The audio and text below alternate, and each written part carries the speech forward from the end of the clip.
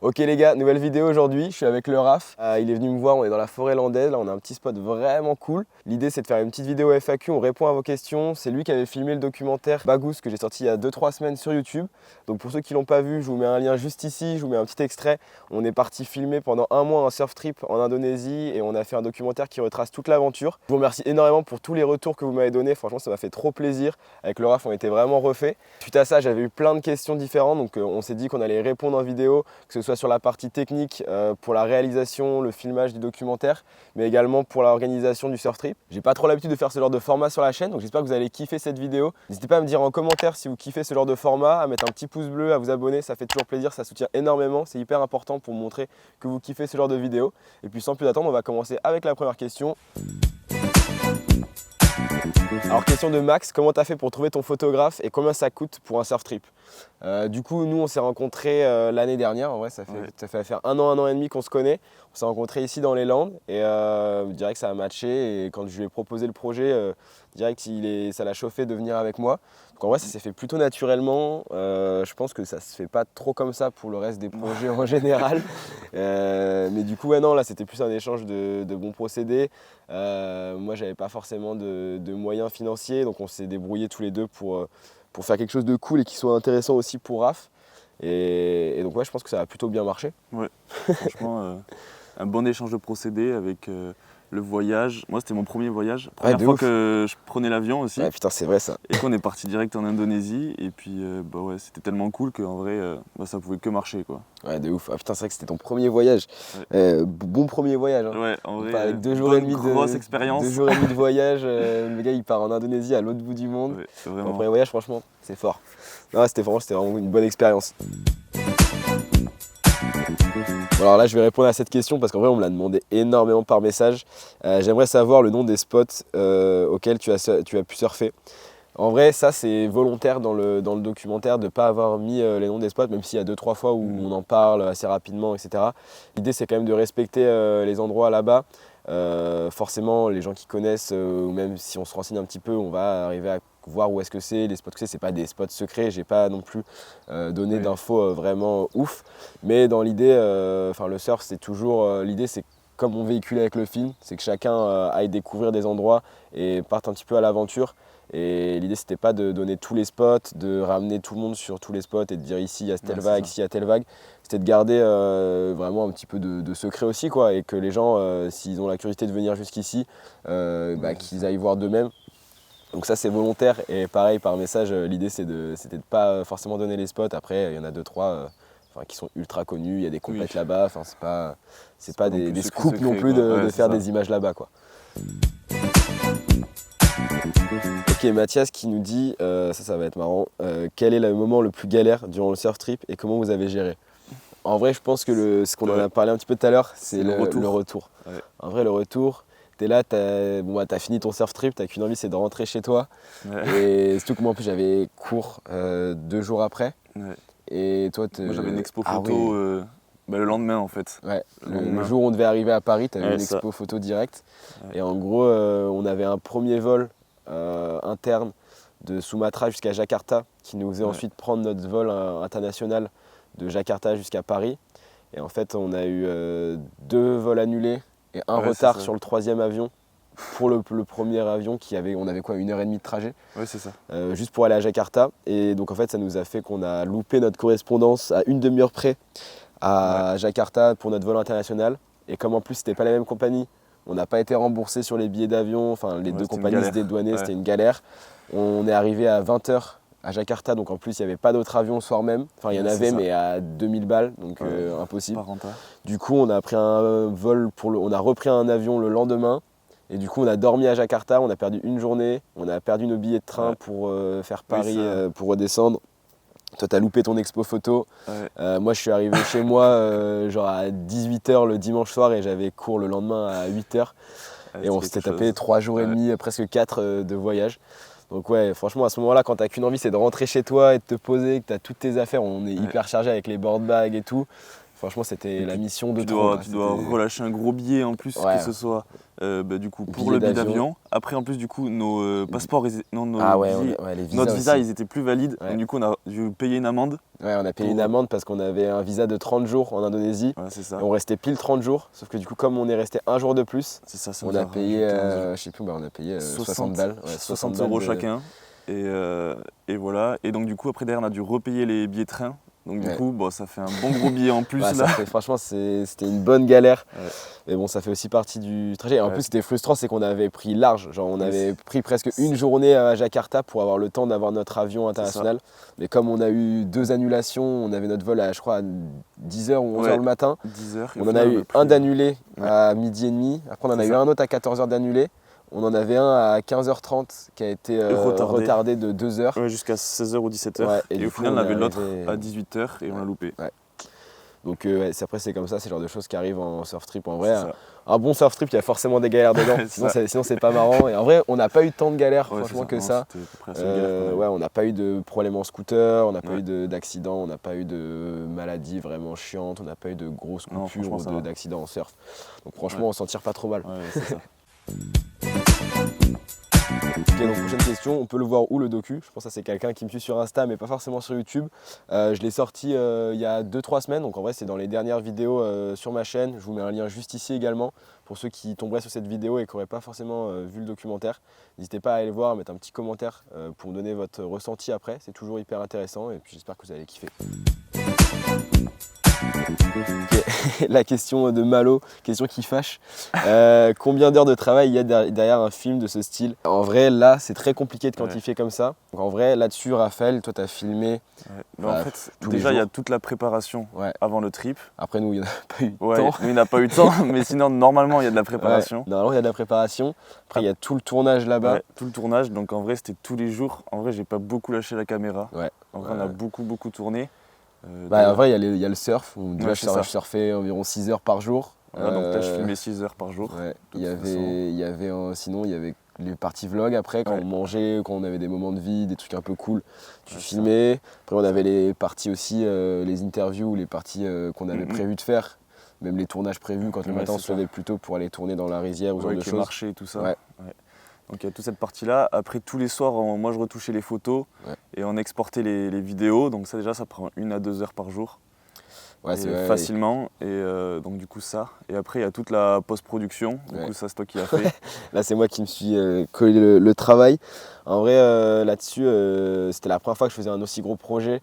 Et donc il y a plein de choses que j'avais pas forcément en tête, ou des choses que je maîtrisais pas forcément, donc j'ai perdu beaucoup de temps par rapport à quelqu'un qui est professionnel là-dedans.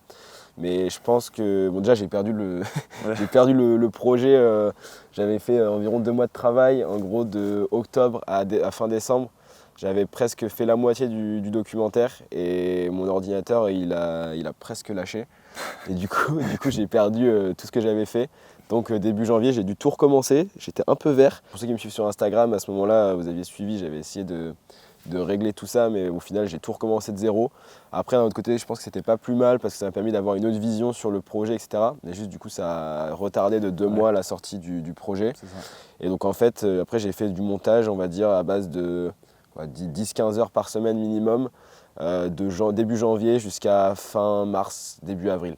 Donc en vrai, je pense qu'il y a facilement une centaine, voire plus d'une centaine d'heures de travail sur un projet comme ça. Sans compter après toute la partie communication sur les réseaux sociaux, les contenus à côté, la mise en avant du projet après. Toutes ces choses-là aussi où j'ai passé pas mal de temps et même où j'ai appris pas mal de choses parce que je ne connaissais pas forcément. Donc en vrai, c'est un gros projet qui m'a pris énormément de temps, toi aussi Raph.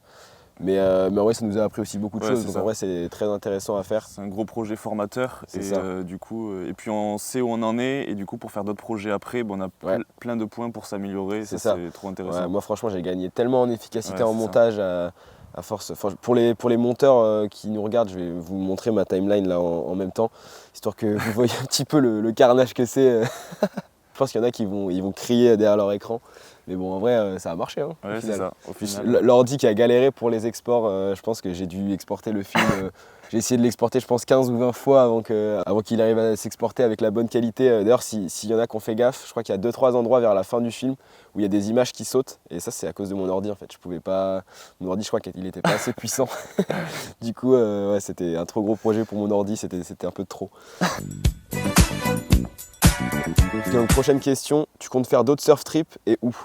Ouais, l'idée c'est forcément, en tant que surfeur déjà, moi-même, c'est sûr que je vais faire d'autres surf trips. En vrai, là, j'en ai plusieurs en tête. Après, l'idée c'est de trouver des moments où je suis disponible, où j'ai des potes disponibles pour pouvoir partir. C'est toujours le plus compliqué et trouver où en fonction à ce moment-là. Mais ouais, l'idée c'est de refaire des surf trips, toujours de filmer un maximum. Après, un gros projet comme ça a des coûts. C'est assez compliqué d'avoir un vrai retour sur investissement derrière, donc je ne pouvais pas faire ça tous les 3-4 matins. L'idée derrière de ce projet, forcément, c'était aussi d'avoir pas mal de visibilité et aussi de pouvoir après trouver des marques, trouver des sponsors qui sont prêts à suivre ce genre de projet qui pour eux peuvent être aussi très intéressants. Ça permettrait de nous aider à financer ce genre de projet, à pouvoir en faire des encore plus gros peut-être. Ouais, donc ouais, ça c'est l'idée derrière, ça serait de pouvoir refaire des projets comme ça dans le futur, cette année ou l'année prochaine, avec des marques qui nous suivent pour pouvoir nous accompagner. J'ai 2-3 idées déjà de projets qui sont en train d'arriver comme ça, mais pour l'instant j'ai rien de défini et dans tous les cas je peux pas vous en parler parce que faut garder la surprise. Hein. Ouais, ça c'est secret professionnel. Voilà, sinon c'est pas marrant. Ok, ensuite question très intéressante. Les blessures loin de l'Europe. J'ai de plus en plus d'appréhension à partir en surf trip isolé et seul en cas de pépin. Ça, c'est sûr que c'est une des problématiques principales quand tu es dans des pays comme ça où tu es isolé. On avait fait au maximum pour ne pas avoir de galère. On avait emmené le plus de médicaments possible. On avait des potes qui nous avaient donné des conseils sur ce genre de choses. Donc en vrai, on était bien préparés. On avait une bonne trousse de secours au cas où avec les médicaments principaux à avoir. Surtout qu'en Indonésie, les médicaments sont pas forcément très efficaces pour nous pour la plupart. Donc si tu as une galère là-bas et que tu prends leurs médicaments, tu vas pas forcément guérir, c'est assez compliqué. Donc le mieux quand tu vas en Indonésie, c'est d'emmener le plus de médicaments possible de France. Après, c'est rien d'emmener non plus une trousse énorme, mais par exemple pour tout ce qui est otite, à cause de l'eau des fois qui est un peu dégueu, tu peux avoir souvent des otites. Et après, ça peut être chiant pour prendre l'avion, donc ça c'est important. Je sais que pour tout ce qui est coupure, bien désinfecté, nous je passais je pense 15-20 minutes par jour à me désinfecter partout parce que là-bas forcément tu marches tout le temps pieds nus mais tu as des coupures partout sur les pieds. Il y a 2-3 fois j'avais des coupures bien sales. Surtout avec le riff. Avec le riff, ça va vite en fait. Donc ouais, tout ce qui est désinfectant, tout ce qui est pour cicatriser, les pansements, ce genre de choses, avoir un petit kit aussi pour pouvoir se faire des petits points de suture, des fois ça peut être cool s'il y en a qui savent le faire. Nous après à Sumatra il y avait de quoi faire, mais quand tu vas dans des endroits isolés tu sais pas forcément s'il y a vraiment des secours ou ce genre de choses. Après c'est aussi important d'avoir je pense une assurance, rapatriement, ce genre de choses, parce que forcément le jour où tu en as besoin, tu es toujours content de l'avoir. C'est clair. Moi c'est arrivé à 2-3 potes de les utiliser et en vrai sur le moment tu fais pas le malin, donc c'est vraiment cool d'avoir ce genre d'assurance. Après Sumatra c'est isolé mais il y a quand même des gens qui sont là pour t'aider, il y a pas mal de Français donc t'es pas tout seul dans ta galère si jamais tu as un problème. Faut juste faire gaffe à tout ce qui est infection, ce genre de trucs. Mais forcément quand tu pars dans un pays tropical, déjà forcément tu vas avoir plus de risques, surtout nous en tant qu'Européens, on n'est pas habitué à ce genre de choses, aux maladies là-bas, etc. Donc se renseigner sur les vaccins, ce genre de choses qu'il y a à faire, toutes les maladies qu'il y a, où tu peux potentiellement te préparer avant. Nous je sais qu'on avait fait 2-3 vaccins pour éviter d'être malade, tout ce qui est malaria, ce genre de choses. Ça évite après d'avoir 2 semaines dans un lit pendant ton trip et de te gâcher la moitié du surf trip. Donc ouais, c'est toujours cool à faire. Ok, ensuite question vraiment plus axée sur Sumatra je pense. Penses-tu qu'un tel surf trip peut être réalisé par des surfeurs d'un niveau inférieur? Est-ce que ça vaut le coup? En vrai c'est une question, j'ai beaucoup de potes qui m'ont demandé en rentrant parce que forcément ça donne envie. C'est compliqué, en vrai c'est un endroit où tu peux surfer avec un niveau inférieur. Mais je dirais qu'un surfeur débutant là-bas c'est compliqué parce que tu peux avoir des vagues accessibles pour ton niveau mais sur du récif. Après, il y a des beach breaks quand même, qu'on a pas mal surfé. Mais dans l'idée, ça reste quand même un endroit pour des surfeurs intermédiaires ou avancés. Ouais. Après, on a rencontré des potes là-bas qui avaient un niveau intermédiaire et qui franchement qui se régalaient. Ouais, c'est Et même pour des niveaux intermédiaires, c'est top. Après, il faut se renseigner sur les périodes, les moments où il y a un peu moins de monde. Ou en tout cas où il y a moins de niveau, parce que si tu vas en pleine saison où il y a des gros swells, forcément déjà tu risques de ne pas avoir des vagues adaptées à ton niveau. Donc je pense que si tu es un surfeur intermédiaire, l'idéal c'est d'y aller en hiver quand il y a moins de gros swells, sûrement moins de monde aussi. J'y suis jamais allé en hiver, mais je pense qu'il y a un peu moins de monde. Donc ouais, l'idéal c'est de se renseigner au maximum, et après tu as plein d'autres endroits en Indonésie ou dans d'autres pays où tu as des spots plus accessibles aussi. Donc à voir si ça vaut le coup de se taper une mission de 2 jours et demi de trajet pour y aller, quoi. Il faut être sûr du swell. Ouais, c'est ça. Après c'est très joli, donc de toute manière ça reste un beau voyage et une belle expérience. Ouais, franchement après c'est un endroit, c'est hyper cool. Juste il n'y a pas grand chose à faire quand même. Ouais, si tu surfes pas, ça s'est perdu, quoi. Ouais, si on a eu le retour de pas mal de potes qui sont allés là-bas ou qu'on a croisé là-bas qui surfaient moins ou qui surfaient pas forcément. Ouais.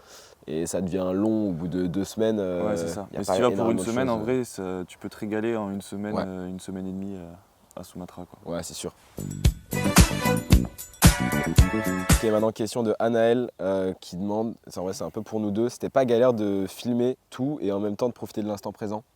En vrai, du coup, on a passé beaucoup de temps à filmer, mais au final, on était dans ce truc-là de vouloir avoir les meilleures vagues, en fait, et du coup... En vrai, même pour tous les moments de vie, en fait, c'était plus, on prenait la caméra quand on avait des moments cool. En vrai, il y a plein de moments aussi où on n'a pas forcément filmé, des trucs des fois qu'on a loupé, et en fait, on était là aussi pour profiter et se mettre dedans. Et des fois, on a rencontré des gens, forcément, tu viens pas en mode « Ah, je vais te filmer » et tout. C'est un peu délicat, donc juste on a quand même profité de l'instant présent la plupart du temps et on filmait le maximum de ce qu'on pouvait et qu'on voulait retransmettre derrière. Mais même des fois, moi au montage, je me disais putain, ça aurait été cool d'avoir telle vidéo en plus, des souvenirs qu'on avait.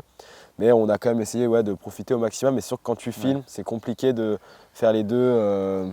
C'est ça. Ouais. Bon, c'est un peu comme. C'était la mission qu'on avait aussi, c'était la mission de ramener plus d'images. Donc au final, faut le voir comme ça, quoi. Ouais, c'est ça. Puis après, derrière, ça fait un souvenir cool aussi.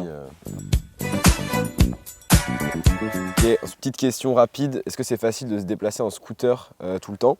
En vrai, en Indo, c'est le moyen de transport le plus utilisé, tout le monde se déplace en scooter, c'est ultra simple. Après, il faut faire gaffe, que c'est assez dangereux, surtout si au début, tu n'es pas habitué et que tu connais pas l'Indonésie. Ils conduisent un peu comme des oufs. Et surtout, en fait, au final, c'est plus les Européens ou en tout cas les étrangers qui conduisent un peu comme des oufs. Ouais, c'est ça. Du coup, faut faire vraiment gaffe, surtout que souvent, tu es en short, t-shirt. Du coup, ça peut vite faire mal. Ouais. Mais ouais, non, en vrai, dans l'ensemble, c'est hyper simple. Surtout à Sumatra, il n'y avait pas trop de circulation par rapport à moi qui avait fait Bali, où là, c'est vraiment l'enfer. Ouais. Donc ouais, non, franchement c'est le moyen de transport le moins cher et le plus intéressant pour. Puis ça prend assez vite au final. Ouais, franchement ça. Moi j'ai jamais fait de scout et au final en même pas un jour, c'est ça. Tu le gères. Ouais, tu prends le plus direct. C'est ça. Ok, donc prochaine question. Comment tu as vécu le localisme là-bas? Comment tu as rencontré les locaux? Et sinon, incroyable ce documentaire Bagous. Déjà, merci beaucoup pour ton petit retour, ça fait trop plaisir. Et donc ouais, pour le localisme là-bas, en vrai, ça s'est vraiment bien passé. Ouais.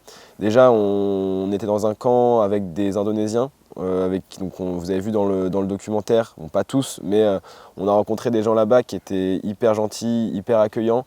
En vrai, là-bas, c'est dans leur culture aussi d'être ultra accueillant, et je pense aussi c'est parce que c'est un endroit qui n'est pas ultra développé avec énormément de tourisme. Donc c'est pas saturé aussi, donc ils ont vraiment cette envie de nous montrer leur endroit. C'est ça, leur meilleur spot. Donc en vrai franchement niveau localisme c'est hyper cool. Après bien sûr quand on allait sur les spots principaux et qu'il y avait 50 gars dans l'eau, et forcément les gars ils prenaient les meilleures vagues ou alors ils taxaient des gars qui prenaient les meilleures vagues parce que les gars sont chez eux et en vrai les Australiens il y a des fois où ils ont un peu la dalle, ils sont un peu infernal là-dessus. Donc nous on peut pas dire grand chose parce qu'on est autant des touristes qu'eux, mais bon les Indonésiens ils se laissaient pas faire et en vrai ils avaient bien raison. J'en parle à un moment dans le documentaire pour ceux qui ont vu vers la fin. Mais ouais non, niveau localisme ils se laissent pas faire sur leur spot, ils ont bien raison. Mais moi je sais que j'ai eu aucun problème, même les gars des fois ils me disaient de partager des vagues avec eux ou ils me les laissaient. Enfin, en fait si t'es cool avec eux, que t'arrives avec le sourire, pour eux c'est hyper important d'être bonne vibe. Et je pense que si tu n'arrives pas en tirant la gueule, en te mettant à l'intérieur et en voulant partir sur toutes les vagues, les gars ils vont te laisser des vagues, ils sont là, ils servent des vagues parfaites tous les jours, donc ils sont pas non plus là à avoir la dalle dès qu'il y a un swell. Donc non, en vrai ça s'est bien passé, il faut juste être dans le respect, de toute façon comme partout où on va, que ce soit même juste en France, dans tous les cas, peu importe où tu vas, c'est quand même important d'avoir du respect, dans l'eau et en dehors. Mais non, sinon, franchement, hyper cool. On a fait des super rencontres. On est devenus potes avec plein de locaux là-bas, des jeunes de notre âge. Enfin, on a même fait des soirées avec eux. Enfin, en vrai, c'est des super souvenirs. Et ouais, les gars étaient vraiment. On a tissé des liens avec eux et c'était trop cool.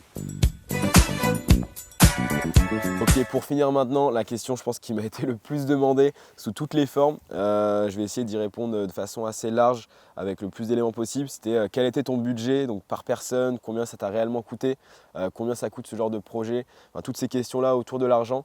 En vrai c'est assez compliqué de vraiment estimer au maximum. Pour vous donner un ordre d'idée, on a payé les billets d'avion presque 600 € plus le deuxième vol. Au total, on a dû avoir pour 750 € d'avion pour l'aller-retour, donc chacun. Après, là-bas, on avait un logement qui était aux alentours de 600 € pour un mois. Et après, là-bas, en fait, c'est les seules dépenses que tu as pratiquement parce que la nourriture, ça te coûte 1 € par repas à peine. 1,30 € peut-être au maximum. Ouais, si tu as vraiment faim. Donc en vrai, non. Là-dessus, les dépenses, c'était pas ultra cher. Il y avait les scouts aussi. Les scooters, on a eu 100 € pour un mois, je crois, quelque chose comme ça. C'est ça, entre 60 et 100 €. Ouais. Donc on va dire que c'est difficile de mesurer le prix total du trip par personne, mais je pense qu'il tourne autour de 1200 €. Ouais, ça. Quelque chose comme ça pour être vraiment large, sans prévoir les imprévus comme à la fin. Comme au retour, on a dû repayer un billet d'avion par exemple. C'est ça. Mais sinon, on a 1200 € 1200 € par personne, quelque chose comme ça. Et donc en vrai, c'est ce qu'on avait prévu en termes de budget. Moi, c'est ce que j'avais en tête. Comme j'étais déjà parti en Indonésie, je connaissais un petit peu les prix là-bas, ce genre de choses. Après, pour le coût du projet en lui-même, sans compter toutes les heures de montage, toutes les heures que moi après j'ai de travail derrière, que toi tu as fait aussi, où là forcément moi j'ai passé des journées entières, des nuits, enfin pas des nuits entières mais des soirées entières à faire ça complètement gratuitement parce que même le projet je l'ai sorti sur YouTube gratuitement, je touche pas d'argent dessus parce que j'ai mis des musiques que j'ai choisies et qui sont pas libres de droit. Donc j'ai même pas de revenus sur la vidéo en elle-même. S'il y a des pubs dans la vidéo, c'est pas moi qui touche l'argent. Mais ça, c'était un choix personnel pour avoir vraiment un film avec la meilleure qualité et dont j'étais le plus fier. Mais donc ça fait que derrière, il y a énormément de temps de travail qui n'est pas rémunéré. J'étais défrayé entièrement. Après, c'était pas pour un projet comme ça, c'était pas des frais si énormes. En fait, j'étais juste payé le billet d'avion. Et après, c'était déjà énorme. Oui, c'était déjà énorme. Mais après, derrière, pour tout le travail que Raphaël a fait, normalement, un vidéaste sur ce genre de projet, ça coûte des milliers d'euros parce que tu lui payes le voyage, tu le payes là-bas parce que normalement, il est payé à l'heure. Enfin, c'est un travail comme un autre. Et nous, on s'est arrangé comme ça, mais normalement, ça se passe pas du tout comme ça. Et enfin, c'était une chance que j'avais. Et j'aurais pas pu faire ce projet si j'avais pas eu Raph qui avait été là parce que j'ai pas des milliers d'euros à mettre dans un projet qui sort gratuitement sur YouTube forcément. Mais ouais, après l'idée c'est pour ça qu'on en parlait tout à l'heure, l'idée c'est de trouver des marques après qui nous suivent sur d'autres projets pour pouvoir mettre plus d'argent, pour pouvoir éviter que ce soit moi qui paye tout de ma poche. Mais ouais, non, sur un projet comme ça, c'est difficile d'estimer le coût, mais on est au moins à presque 1000 € je pense facilement. Après, c'est de l'argent que j'ai gagné entre guillemets ces dernières années en faisant mes projets. J'ai fait d'autres partenariats ces dernières années qui ont fait que entre guillemets c'est un investissement et ça va peut-être me débloquer derrière d'autres partenariats, je l'espère. Et j'espère que vous derrière aussi vous verrez le changement dans certaines vidéos, niveau qualité, ce genre de choses. L'idée c'est vraiment de pouvoir développer la chaîne, de pouvoir faire des contenus de plus en plus qualitatifs. Et ça passe par ce genre de projet, par ce genre d'investissement qui après derrière, forcément si vous voyez des partenariats de temps en temps sur la chaîne, ça permet de financer ce genre de choses parce que payer un gars comme Raph là, qui est là aujourd'hui, même après on va filmer du surf, normalement ça se rémunère et ça se rémunère assez cher. Enfin tout travail mérite salaire forcément.